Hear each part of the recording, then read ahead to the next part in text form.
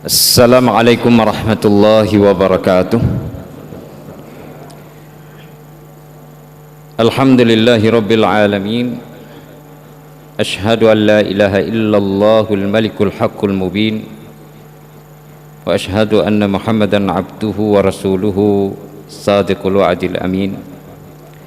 Allahumma salli wa sallim wa barik ala imamil mufassirin Nabiina wa rasulina Muhammadin sallallahu alaihi wasallam wa alihi wa ashabihi ajma'in.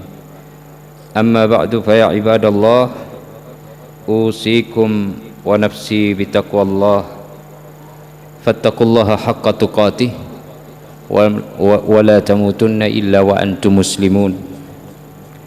Yaqulu tabaraka wa ta'ala fi mahkami kitabih, a'udzu billahi minasy syaithanir rajim. Bismillahirrahmanirrahim. Wa ma man'ana an nursila bil ayati illa an kadzdzaba biha al-awwalun wa atayna thamudan naqatan mubsiratan fadhalamu biha wa ma nursilu bil ayati illa takhwifa. Sadaqallahul azim. Yaqulu an-nabiy sallallahu alaihi wasallam, inna asy-syamsa wal qamar la yakhsifani li mauti ahadikum wala li hayatihi fa idza ra'aitumuhuma fasallu wa fi riwayatin fa idza ra'aitumuhuma fahammu ila as-salah wad'u hatta yanjaliya wa fi riwayah faqumu fasallu wad'u wa tasaddaqu atau kama ruya Rasulullah sallallahu alaihi wasallam. Sidang jamaah yang dirahmati Allah Subhanahu wa taala, marilah pada kesempatan yang mulia ini sebagai wujud rasa syukur kita terhadap nikmat yang Allah berikan kepada kita, untuk senantiasa kita tingkatkan ketakwaan sembari terus memuji Allah Subhanahu wa taala, bertasbih, mensucikannya, mengesahkannya, serta mengagungkan Allah Subhanahu wa taala. Salawat dan salam pada junjungan alam Nabi besar Muhammad sallallahu alaihi wasallam dan sahabat sekalian yang menjadi rujukan kita dalam melakukan aktivitas-aktivitas amal dalam kehidupan duniawi untuk menuju kepada kehidupan negeri akhirat yang kekal dan abadi. Sidang jamaah yang dirahmati Allah Subhanahu wa taala, malam ini diberitakan kepada kita bahwa terjadi gerhana bulan yang disebut dengan istilah Arabnya khusufun, ya, khusuful qamar. Ada ayat dalam Al-Qur'an disebut, ya, wal qamar wa khasafal qamar, ya, rembulan itu kehilangan cahayanya, wa khasafal qamar. Sementara bagi matahari, gerhana matahari disebut dengan kusuf dengan kaf, kusuf dan khusuf. Sebenarnya kedua-duanya itu adalah penamaan terhadap baik itu matahari maupun rembulan. Mau menamakan kusuf boleh dua-dua, mau menamakan khusuf juga diperbolehkan. Tetapi dalam istilah para fuqaha, para ahli fikih, ini dibedakan supaya lebih mudah bagi manusia untuk menandainya dengan penamaan-penamaan tersebut. Sehingga bagi matahari apabila terjadi gerhana disebut kusufun pakai kaf, sementara bagi gerhana bulan disebut dengan khusuf. Ini istilah yang dipakai oleh para fuqaha, yang sebenarnya secara bahasa kedua-duanya bisa dipakai untuk gerhana bulan dan matahari, baik itu kusuf maupun itu khusuf. Namun ada latifah lain, ada keindahan lain dari segi bahasa. Kenapa dipakai khusuf bagi rembulan dan kusuf bagi matahari? Dalam istilah Arab ada penyebutan mudzakkar dengan muannas. Kalimat syamsun itu adalah muannas, sementara kalimat qamar itu mudzakkar. Nah, jadi ada kata-kata yang sifatnya dengan bahasa kasar jantan dan betina. Jadi mudzakkar itu jantan, atau laki-laki, kemudian yang muannas itu betina atau disebut dengan perempuan, ya. Jadi ini dalam penggunaan bahasa ada. Matahari ini betina atau perempuan secara kata-kata. Rembulan itu laki-laki atau jantan. Maka digunakanlah kusuf itu untuk betina, sementara khusuf untuk jantan. Itu latifah namanya. Jadi keunikan bahasa.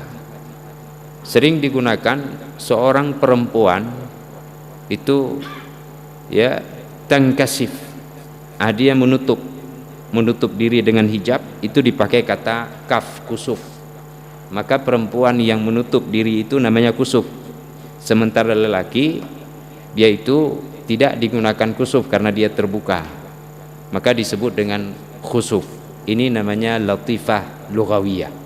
Sidang jamaah yang dirahmati Allah Subhanahu wa taala, jadi rahasia-rahasia dalam penamaan sesuatu itu tetap ada secara kebahasaan dan dimiliki oleh bangsa, kabilah ataupun komunitas tertentu yang mendiami dunia ini menurut bahasa mereka sendiri. Sidang jamaah yang dirahmati Allah, terkait dengan gerhana bulan maupun gerhana matahari, ini Rasulullah menyebutkan tadi bahwa gerhana matahari dan gerhana bulan itu adalah salah satu dari sekian tanda-tanda kekuasaan Allah Subhanahu wa taala. Jadi tidak ada hubungan dia dengan malapetaka yang ditimpakan kepada seseorang, terutama kehidupan maupun kematian seseorang. Maksud kehidupan adalah kelahiran seseorang maupun wafatnya seseorang. Karena ini berhubungan dengan perkiraan para sahabat yang terjadi gerhana waktu itu dengan pasca kematian dari putra beliau sallallahu alaihi wasallam, yaitu Ibrahim alaihi salam, dari jariyah Maria Qibtiyah.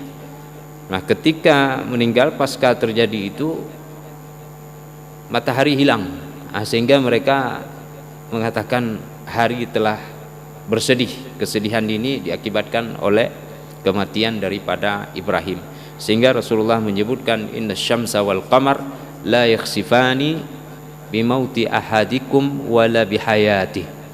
Bukan karena berhubungan dengan kelahiran atau dengan kematian seseorang, tetapi dia adalah ayat daripada ayat Allah Subhanahu wa taala. Apabila kalian melihat gerhana telah terjadi, baik itu gerhana matahari ataupun gerhana bulan, maka hendaklah kalian melakukan salat. Dalam riwayat lain, hendaklah kalian salat lalu berdoalah sehingga selesai terjadi gerhana baik bulan maupun mentari itu. Artinya setelah selesai datang kembali cahaya itu, sehingga tidak lagi tertutup cahaya bulan dan cahaya matahari. Di dalam riwayat yang lain Nabi katakan, salatlah kalian, ya, kemudian berdoalah dan kemudian bersedekahlah. Fatasaddaqu. Karena kenapa disuruh bersedekah? Pertama salat, kemudian berdoa, kemudian bersedekah. Karena ada hubungan dengan ayat yang kita baca di awal di surah Al-Isra ayat 59. Wa ma mana'ana an nursila bil ayati illa an kadzdzaba bihal awwalun. Tidak ada yang menghalangi kami untuk mengirimkan tanda-tanda dari ayat-ayat berupa mukjizat kekuasaan kami berikan kepada para rasul, kecuali karena khawatir didustakan sebagaimana yang telah didustakan oleh orang-orang terdahulu. Ya, wa ataina thamudan naqata mubsiratan fadzalamu biha.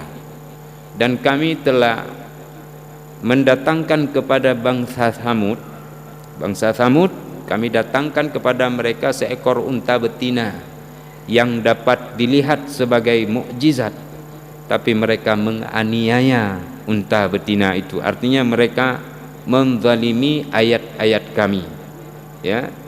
Wa ma nursilu bil ayati illa takhwifa. dan kami tidak mengirimkan suatu ayat kecuali untuk memberikan ancaman rasa takut kepada mereka. Nah, jadi bangsa Quraisy meminta kepada Nabi untuk mendatangkan mukjizat. Rasulullah katakan mukjizat itu diberikan dengan izin Allah Subhanahu wa taala. Dan Allah tidak berikan sebagaimana yang ditantang oleh mereka, karena apabila didustai maka mereka akan dibinasakan sebagaimana umat terdahulu.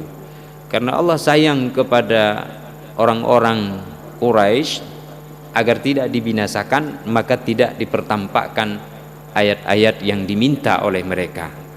Nah, ini dengan pesan Allah Subhanahu wa taala di dalam surah Bani Israil ayat 59 ini, di mana di akhirnya disebut tidak kami kirimkan ayat atau kami datangkan ayat mukjizat kecuali ya untuk memberi rasa takut kepada mereka, untuk menakut-nakuti. Tapi kalau didustai nanti dibinasakan oleh Allah.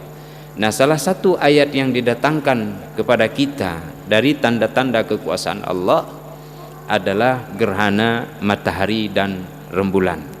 Ya, gerhana matahari dan bulan itu adalah ayat daripada sekian ayat tanda-tanda kekuasaan Allah. Oleh karena itu, ini juga mengandung makna untuk menakut-nakuti. Apalagi ayat tersebut, tanda-tanda ini dia berlawanan dengan kaidah hukum kauniyah yang biasanya. Biasanya matahari di pagi hari cerah, kemudian sampai dengan sore terbenam. Ya, sepanjang hari demikian. Malam juga demikian. Kalau waktu bulan itu keluar, maka dia akan mengeluarkan cahayanya. Baik itu cahaya secara penuh ketika purnama atau setengah purnama, ataupun ketika masih fa'adakal urjunil qadim tadi dibaca. Kembali bulan itu berbentuk seperti pelepah, ya, pelepah tandan yang sudah lama mengering. Jadi dia membentuk perahu yang membengkok seperti itu. Ya, karena wal qamara qaddarnahu manazil hatta 'ada kal urjunil qadim. Ya, rembulan itu kami tentukan manazilnya, manzilah-manzilahnya, tingkat posisi-posisinya, tingkatannya dari kecil, besar, besar, besar, sempurna, lalu mengecil kembali kepada bentuk yang lebih kecil, yaitu seperti mana semula manzilahnya. Bukan manzilah yang pertama, tapi manzilah yang lain hampir sama, bahkan seperti pelepah tandan yang sudah lama mengering di terpa sinar matahari. Sidang jamaah yang dirahmati Allah Subhanahu wa taala. Ini semua ketika berbeda dengan kaidah alam yang biasa, maka itu menjadi sebuah ancaman bagi kita, menjadi sebuah peringatan dari Allah Subhanahu wa taala bagi kita. Oleh sebab itu, maka disunnahkan kita bersyukur dalam wujud tertentu. Salah satunya adalah melaksanakan salat di samping terus berdoa dan juga bersedekah, karena sedekah itu dapat menolak bala. Nah, dengan melakukan salat, berdoa, hatta yanjaliya, di dalam riwayat Imam Muslim, Aisyah mengatakan fasallu wad'u rabbakum hatta yanjaliya, salat dan teruslah berdoa sehingga selesai gerhana itu kembali ke bagaimana semula kebiasaan nampak cahayanya. Nah, ini menandakan bahwa kita harus mensyukuri, kemudian harus betul-betul kembali kepada Allah ketika melihat ayat daripada ayat-ayatnya. Sekecil apapun ayat-ayat itu menuntut kepada kita untuk mensyukurinya ataupun mengagungkannya atau memperhatikannya secara maksimal dan sungguh-sungguh dari diri kita. Tak boleh sama sekali kita lecehkan. Sidang jemaah yang dirahmati Allah Subhanahu wa taala, salah satu bentuk pelecehan yang kami juga sampaikan di tempat lain sebagai contoh yang sangat kecil hari ini. Ketika kita berbicara dengan teman-teman dalam grup WhatsApp misalnya, pas pembicaraan itu sampai di malam Jumat, lalu kita akan mengatakan malam ini malam Jumat, grup tutup lebih awal, karena hendak kita katakan adalah malam Jumat itu kalau ada hubungan dengan keluarga itu nilainya lebih besar daripada malam-malam yang lain, ya, nilainya lebih besar.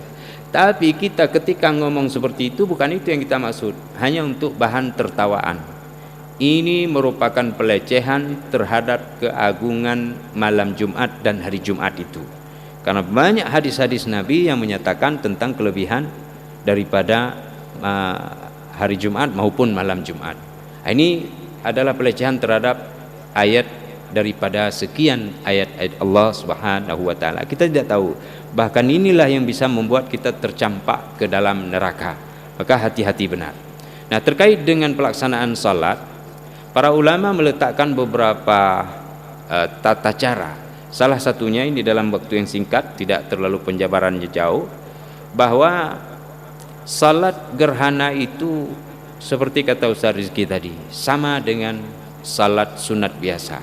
Artinya sama persis, seperti salat subuh, atau seperti salat sunat mutlak, atau seperti salat sunat fajar 2 rakaat, sama persis. Apa yang kita baca juga sama, ayat ya, singkat, padat, jelas, persis seperti itu.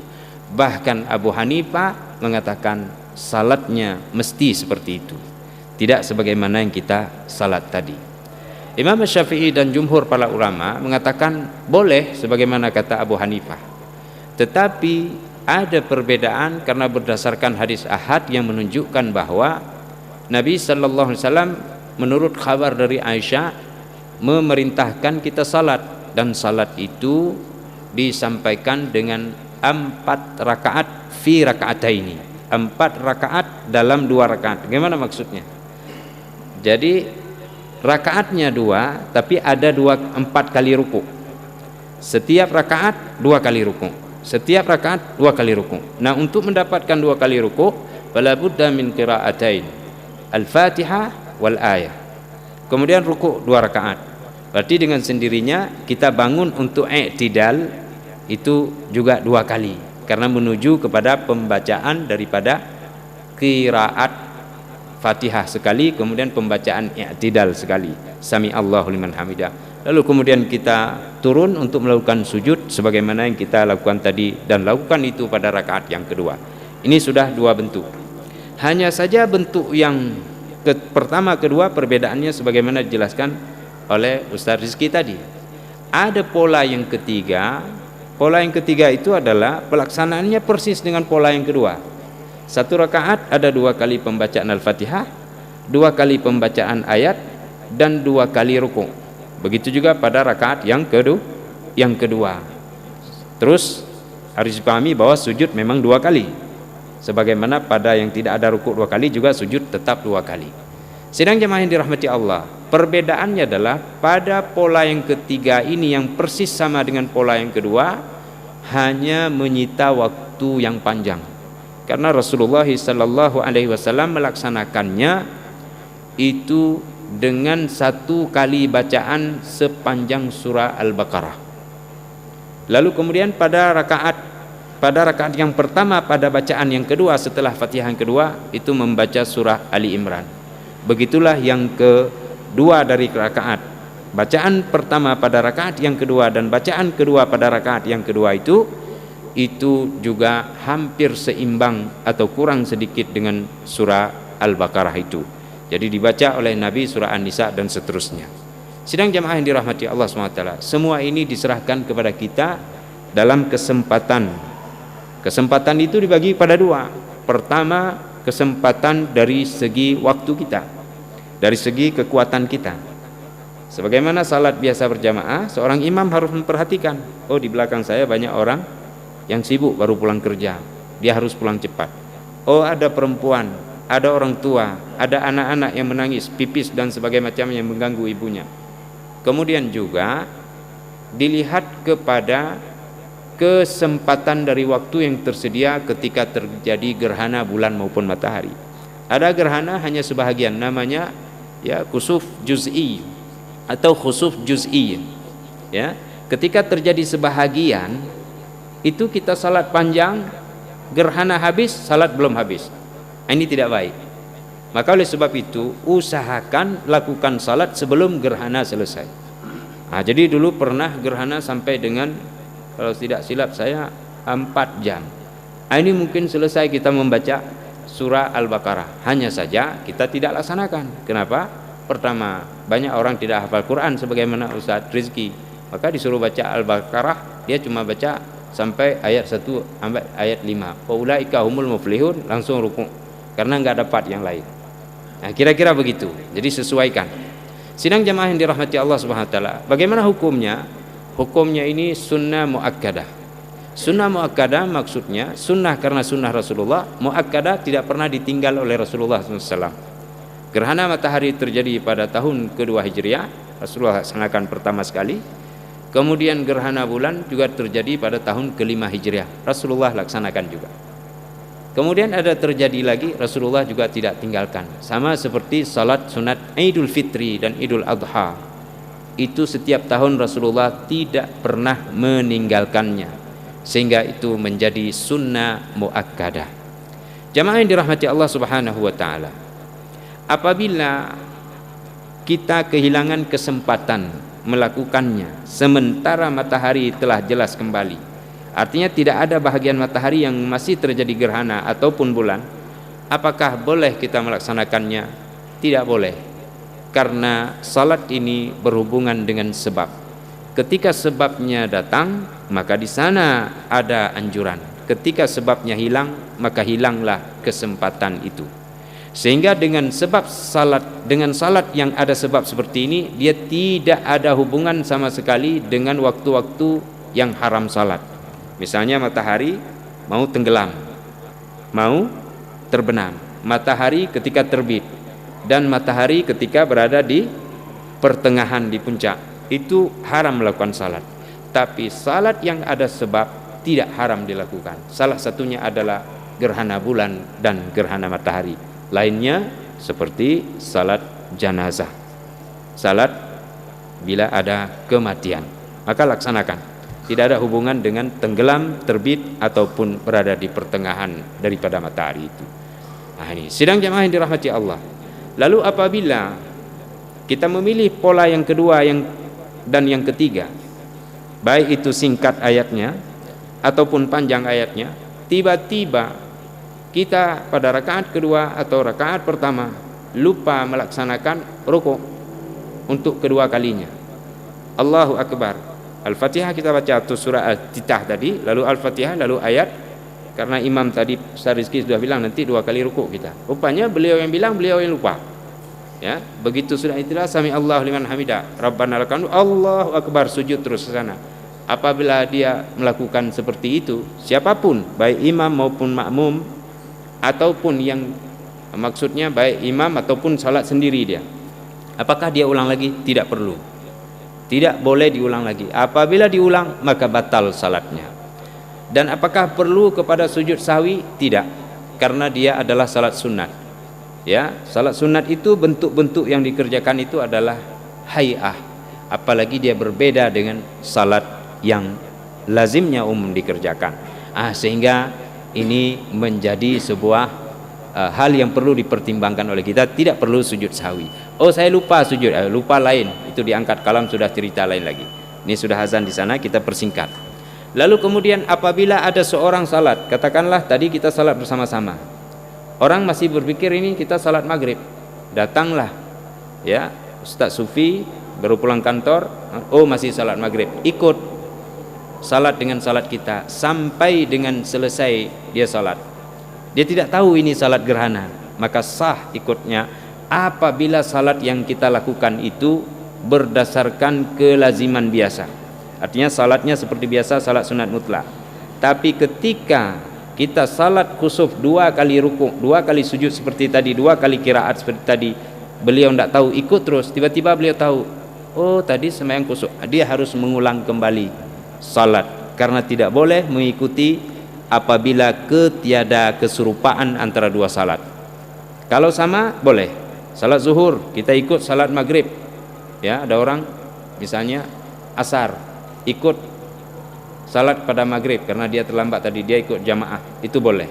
Atau sunat 2 rakaat, datang orang lain belakang kita, pukul kita lalu ikut, padahal kita salat maghrib, orang ini salat sunat, juga boleh, karena salatnya itu sama seperti biasa. Nah, oleh karena itu ketika ada datang duluan tadi seperti kita salat, datang orang lain, Allahu Akbar, dia salat maghrib, tiba kok rukuk 2 kali, maka dia boleh memilih mufaraqah. Langsung waktu itu berarti saya pisahkan diri dengan imam, lalu saya salat sendiri pada maghrib. Kalau dia tidak pisah, nanti dia harus mengulang lagi seperti tadi salat maghrib. Ini hal-hal yang seperti itu perlu diperhatikan di dalam fikih, sehingga kita tidak salah di dalam melaksanakan ibadah. Kesalahan dalam melakukan ibadah adalah karena kebodohan kita, atau ada anggapan tambahan demi tambahan dari kita, sehingga kita masuk ke dalam kerangka iyyakum wa muhdatsatil umur. Hati-hati jangan lakukan sesuatu yang tidak kami ajarkan di dalam Islam, karena fakullu bid'atin dhalalah wa kullu dhalalatin finnar. Semua yang bid'ah, fa inna kulla muhdatsin bid'atun wa kulla bid'atin dhalalatin wa kulla dhalalatin finnar. Dia akan dituntut dengan ancaman neraka nanti di hari kemudian. Sidang jamaah yang dirahmati Allah, ini saja yang perlu kami sampaikan. Mudah-mudahan ini menjadi pelajaran bagi kita, dan teruslah bersyukur atas segala nikmat yang Allah berikan. Tadi juga dibaca oleh imam kita surat Asy-Syamsu tadi ya, fa'aqaruha fadamdama alaihim rabbuhum bidzambihim fasawwaha wa la yakhafu uqbaha. Unta betina dikirim kepada bangsa Tsamud, kemudian mereka zalimi, mereka bunuh, lalu kemudian Allah binasakan mereka, wala yakhafu uqbaha, dan Allah hendak peduli akibat dari pembinasaan itu. Allahnya yang hendak peduli, tidak ada khawatir Allah, oh hana le untuk kahek lumpegat, hana istilahnya hancur binasa fak puyak beruya-ruya dibinasakan oleh Allah. Maka syukuri nikmat, kemudian agungkan Allah dalam setiap ayat-ayatnya. Barakallahu li wa lakum risairil muslimin fastaghfiru innahu wal ghafurur rahim. Alhamdulillahi rabbil alamin. Asyhadu an la ilaha illallah wahdahu la syarika lahu, asyhadu anna Muhammadan abduhu wa rasuluhu la nabiyya ba'dah. Allahumma salli wa sallim wa barik ala Muhammadin wa ala alihi wa sahbihi wa mawala. Amma ba'du, fa ya ibadallah, usikum wa nafsi bitaqwallah, fattaqullaha haqqa tuqatih. Fakunu ibadallah alladhina syakaru ni'amah wa la takunu kal umam sabiqa al mukadzibah li ayatillahi azza wa jalla. Yaqulu tabaraka wa ta'ala fi muhkami kitabih, fa'aqaruha fadamdama alaihim rabbuhum bidzambihim fasawwaha wa la yakhafu uqbaha. Allahumma ighfir lil muslimina wal muslimat wal mu'minina wal mu'minat al ahya'i minhum wal amwat birahmatika ya qadiyal hajat. Rabbana zalamna anfusana wa illam taghfir lana wa tarhamna lanakunanna minal khasirin. Allahumma ati nufusana taqwaha zakkiha wa anta khairu man zakkaha anta waliyuha wa maulaha la ilaha illa anta subhanaka inna kunna zalimin. Ibadallah, innallaha ya'muru bil 'adli wal ihsan wa ita'i dzil qurba wa yanha 'anil fahsya'i wal munkari wal baghi ya'idukum la'allakum tadhakkarun fadhkurullahal 'azima yadhkurkum wa ladhikrullahi akbar wallahu ya'lamu ma tasna'un.